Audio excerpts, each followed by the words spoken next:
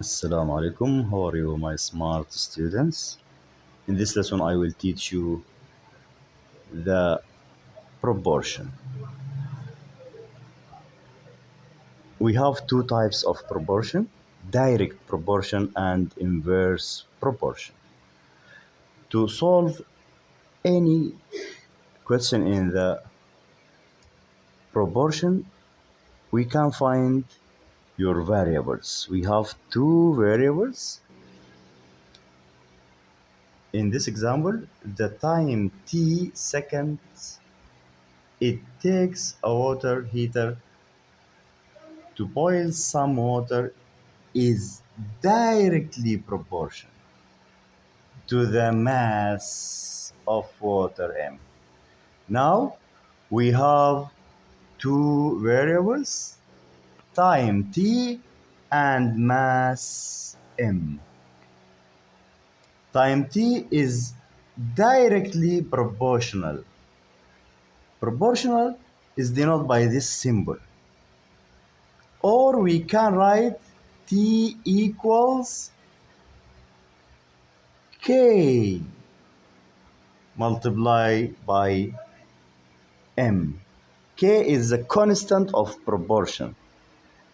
Okay? Write your first variable in the left hand side and your second variable in the right hand side. Multiply by k, by constant of proportion in the case of directly. Multiply by k in the case of direct proportion. We have another type of proportion and we have another operation, not multiplication. Now, help me to find the value of k. K is the constant of proportion. Help me to find the value of k by using this information. When m equals 250, t equals 600. Please substitute t equals 600 and m equals 250. 250 multiply times k, okay? Now divide by 250 to find the value of k divided by 250. Cancel.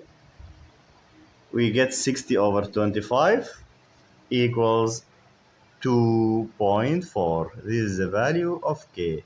K equals 2.4.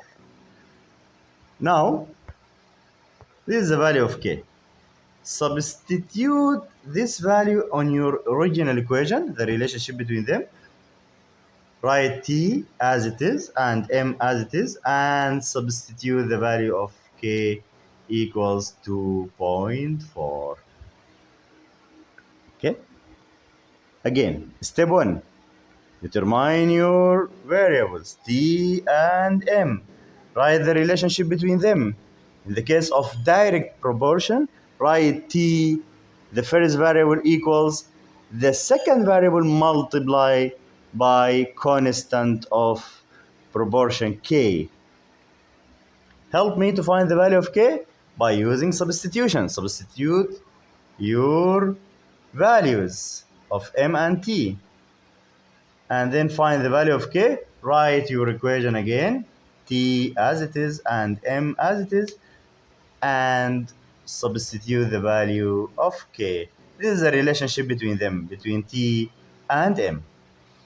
You can find the value of t when m equals any number, or you can find the value of m when t equals any number.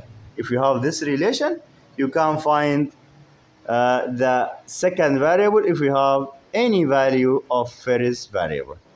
Now substitute m equals 400.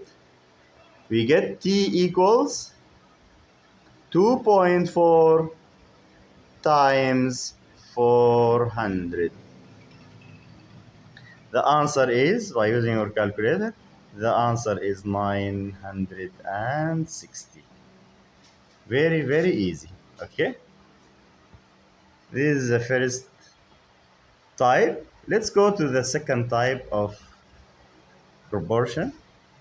The time t seconds it takes a water heater to boil a constant mass of water is inversely proportional to the power p. Now we have two variables. Step 1, determine your variables t and p. In this case, in the case of inversely, please write your second variable in the denominator. Okay? Over p, and write the constant of proportional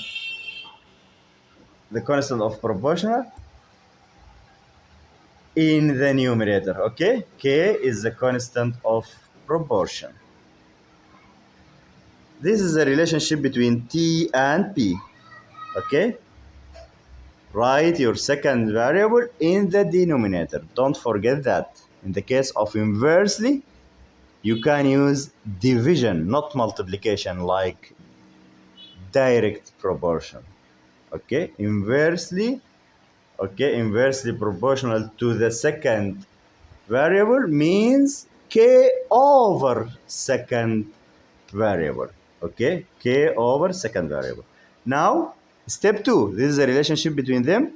To find the value of k, use these values.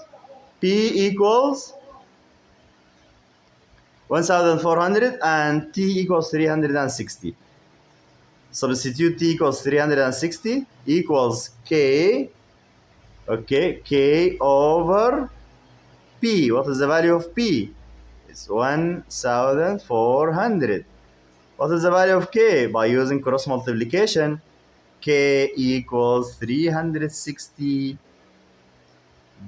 times 1400. Okay, now this is the value of k. Write your equation again, t as it is and p as it is.